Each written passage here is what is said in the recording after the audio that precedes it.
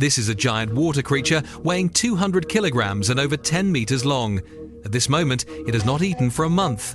The sentinel monkey on the branch raises its shield under the sunlight, unaware that it nearly lost its life here. The water creature gazes between the branches at the slender black-capped langur, whose body slowly stumbles, as if patiently planning a deadly ambush.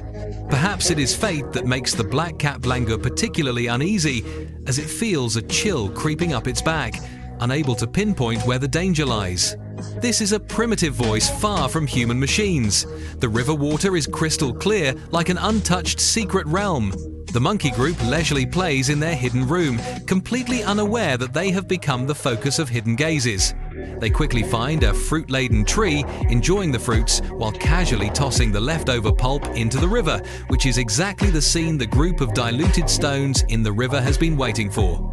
They have long been accustomed to following the monkeys and enjoying these gifts from the sky. The moment the fruit falls into the water, the fish swarm up, creating ripples on the surface. Of course, not all the diluted stones in the river expect to live off gifts without effort.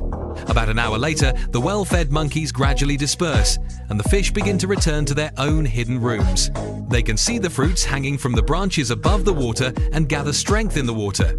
Suddenly, one darts out from the surface, precisely grabbing the fruit before falling back into the water. What a spectacular leap! Even the monkeys that haven't gone far are stunned. They hang on the branches, momentarily forgetting their vigilance, and some even feel drowsy. Danger often descends at the most relaxed moment. The monkey that has always been uneasy suddenly wakes up. It senses the smell of death. Almost at the same moment, it screams and leaps away, issuing a hurried alarm to its companions. The monkey group instantly scatters, branches sway, and the water surface is startled by the sudden movement. However, when everything returns to silence, a question quietly arises. For this giant water creature that can swallow monkeys, why do those plump and touchable western stones in the water seem never to be on its radar? Do you know why? This is what I have encountered. You are truly